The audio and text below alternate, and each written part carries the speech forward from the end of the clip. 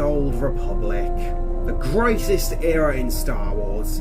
The era that gave us the Knights of the Old Republic games, Revan, Bastila, the Jedi Exile, Darth Malgus, Darth Nihilus, and many more. And despite it being in a bit of a canon limbo, it remains one of the most beloved eras of Star Wars. So why is it seemingly always doomed? Why is the Old Republic cursed? In the last few years, it kind of feels like the Old Republic and any news surrounding it has been negative, and as an Old Republic fan myself, I did sort of think that honestly, it just kind of feels like the era is cursed and always doomed to end on a bad note no matter what.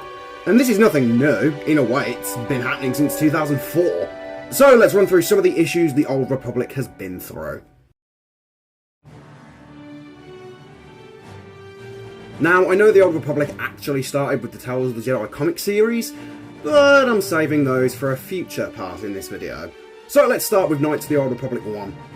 Knights of the Old Republic released on the 15th of July in 2003 and was met with extreme praise from both critics and fans alike. The game was extremely successful, selling 250,000 copies in just 4 days and going on to win Game of the Year 2003. Even today, it's still regarded as the best Star Wars game by so many people, myself included, and is still talked about amongst the fandom to this day. However, even its development was not easy.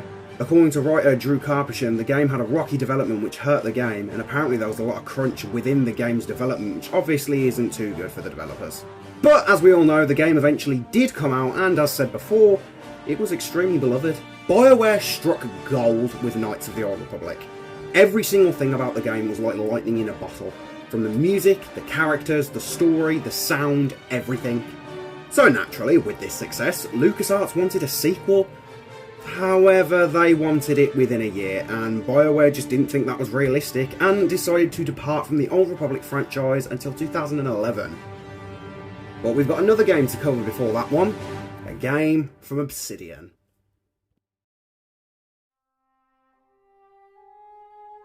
So, this is where the Old Republic starts to get a little bit rocky in my opinion. Now I know what you might be thinking, but Kotor 2 is a great game and its stories and themes are absolutely incredible, whatever do you mean?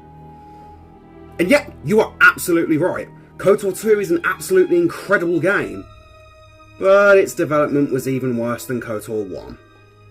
Kotor 2 was made in just 14 months, and due to this, a lot of the content in the game had to be cut, and sadly, when the game launched on December 6th, 2004, my second birthday, the game was plagued with bugs, issues, and was just a bit of a mess despite its story and characters.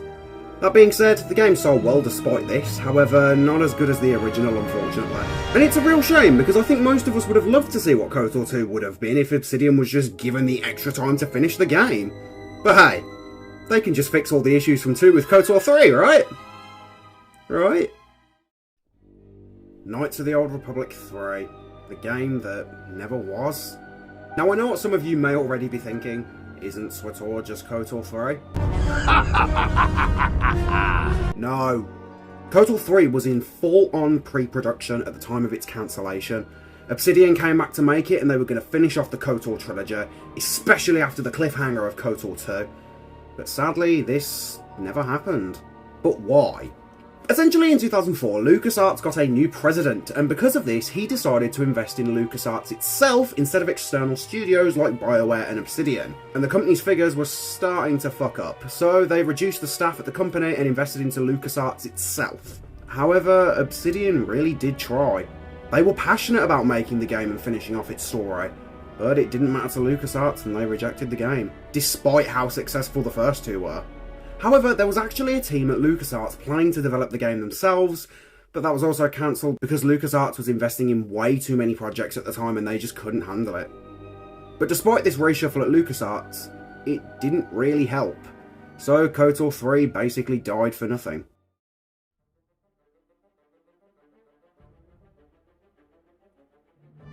So in 2011, after 7 years, the Old Republic was finally back. However, this wasn't Knights of the Old Republic, it was Star Wars The Old Republic. And instead of the turn-based Dungeons & Dragons-esque adventure, it was instead an MMORPG. And to top it all off, it wasn't even a continuation of the story from Kotor 2, it was set 300 years after that and featured a whole new cast. Now I'm not saying this direction was bad, This game has some of my favourite Old Republic characters like Darth Malgus, and it gave Revan a really good story in my opinion. However, this wasn't what people wanted. People wanted Kotor 3. We wanted Revan and the Jedi Exile stories to be complete. Instead, we got a PC exclusive game that actually disrespects some of the older game's characters. It just wasn't the ideal direction for the series, and whilst I will defend Revan's story in this MMO, I still would have preferred his story to end in Kotor 3 instead. Oh, and also, while we're on the topic of the MMO, the trailers for this game are fucking awesome. So at least we got those. In 2012, Disney officially bought Lucasfilm and we were officially getting a new trilogy. All seemed hopeful. And then Disney decided to completely wipe the expanded universe and pretend it never existed. Yes, including the Old Republic. Suddenly the Old Republic and other stories were tossed aside immediately so Disney could focus on their stuff. Even though there's no reason as to why they couldn't just keep up two continuities at once. Plus, the Old Republic doesn't even contradict anything, especially in Disney stuff.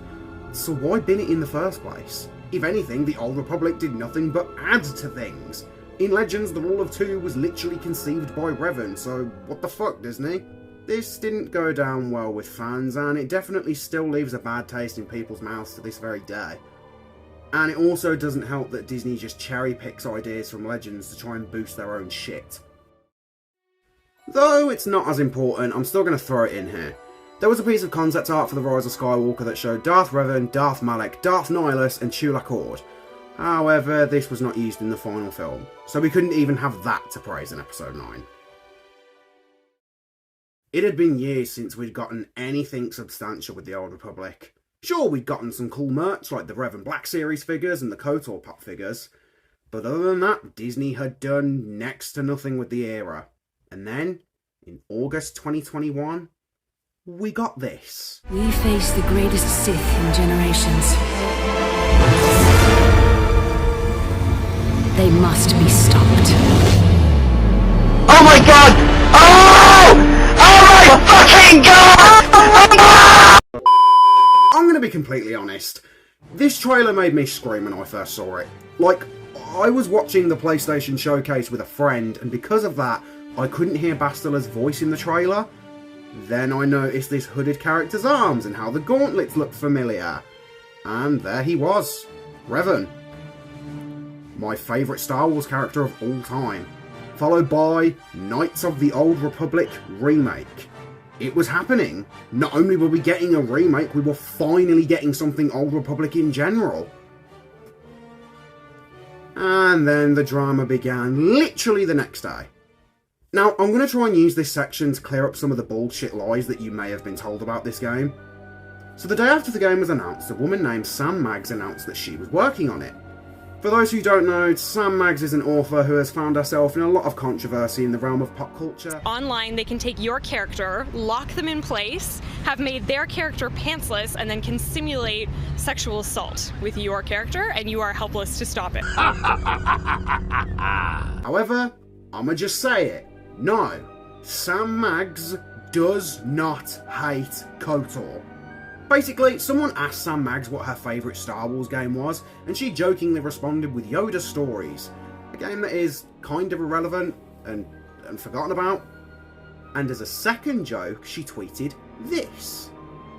However, news outlets and morons on YouTube and Twitter took this tweet out of context and ran with the story that she hates KOTOR, that she's going to ruin the remake and make it woke trash. However, even if it was true that she hated KOTOR, she was one writer on an entire team. Not the head writer, not the project lead. So all that happened, and then for the next few months we didn't hear anything about the game, which to be fair, Aspyr did warn us about when they announced it. And then we got an article that said the KOTOR remake had been delayed indefinitely and that the game had been shelved.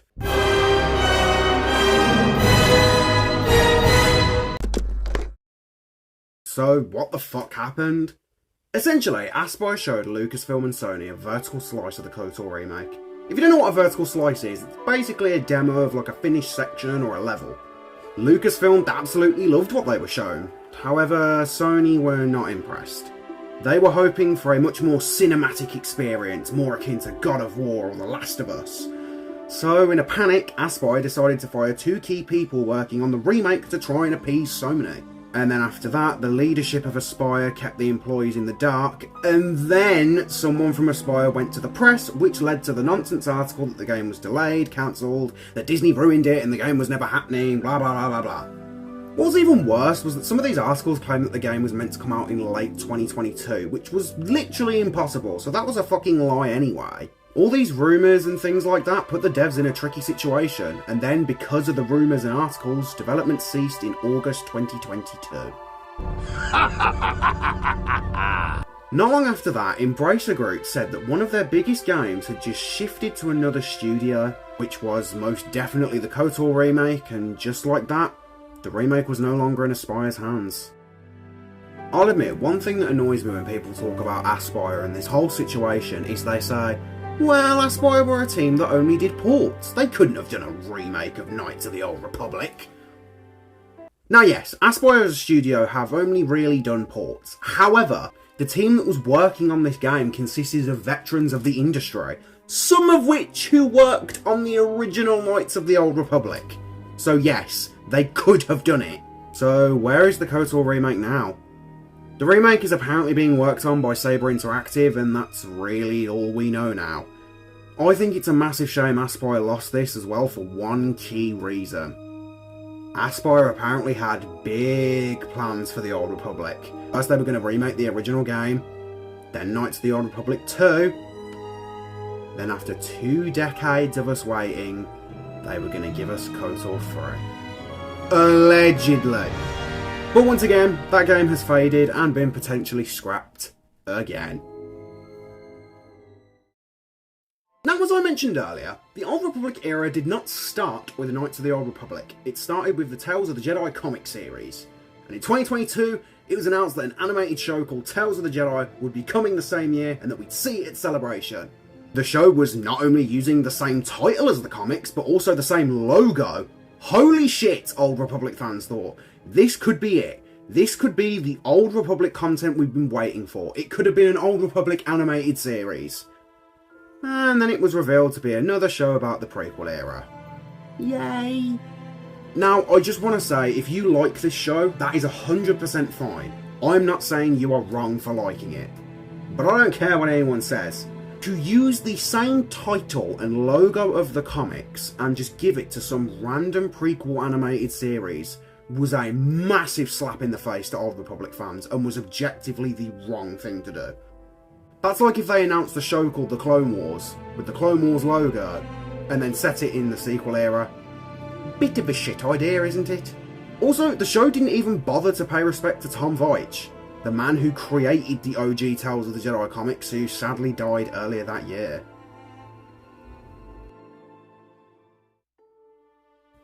In 2021, a channel called Unreal Cinema announced that they were doing a KOTOR adaptation using the Unreal Engine, and that it was essentially going to be a series covering the whole of the first Knights of the Old Republic video game.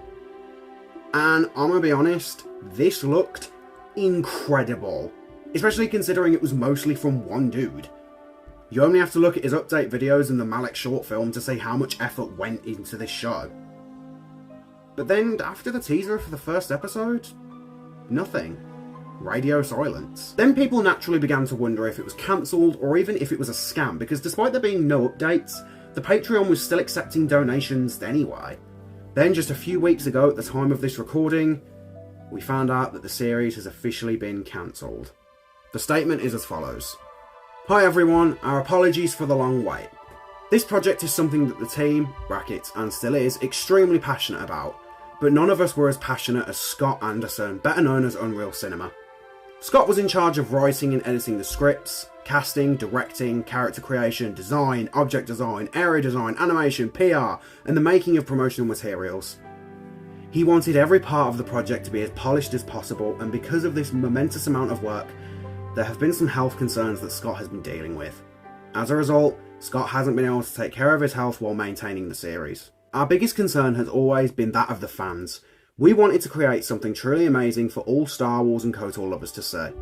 We desperately wanted to update everyone on the status of the project during the entire period since the previous video, but also to take into account Scott's privacy. Because we've been unable to make contact until recently, we could not give any definitive information. Our sincerest apologies for this. As of now, the Unreal Cinema Kotor series is cancelled and the Patreon has officially been closed. Sadly, we are unable to do a community post on the YouTube channel to let all the subscribers know. We did not have the keys to the Patreon or the YouTube. The server will stay open if you guys wish, but it will not be dedicated to the Unreal Cinema Kotor series. So yeah, I'm not here to slander Scott or anything, I just hope he's doing alright and making a good recovery from any issues he has. And who knows, maybe the series will come one day, but that's nowhere near as important as the guy being alright, both physically and mentally. Now these are just some quick things I want to discuss in regards to other Old Republic projects. There was the Hyperion remake that was cancelled by Lucasfilm. A lot of people were really upset about this, and I can definitely see why. For those who don't know, this was a mod for KOTOR that was essentially a ground-up remake of the game. But Lucasfilm probably saw this as a threat to the actual KOTOR remake, so they shut it down. There was also the KOTOR Reforged collection that was pitched to Lucasfilm, in which the OG games were going to be remastered, and maybe this could have led to KOTOR 3, but who knows.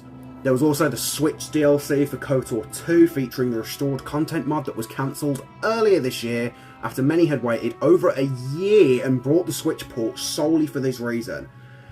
And sadly it was Aspyr who were in charge of the port. We don't know why the DLC was cancelled, but legal issues are the most likely reason. So with all that, is the Old Republic cursed? Well, it sure seems like that, doesn't it? But I think it's important to remember that hope isn't fully lost. Apathy is death. The KOTOR remake is still in active development. Disney recently confirmed they're working on other Old Republic things. Kinda. So although the Old Republic has definitely had a rocky history, it might have a bright future. We're just going to have to wait and see. If you stuck around till now, thank you. It really means a lot. And let me know what you think of this video in the comments. And if you liked this video, why not give it a like, and why not share it around?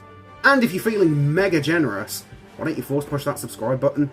Thank you for watching, and may the Force be with you.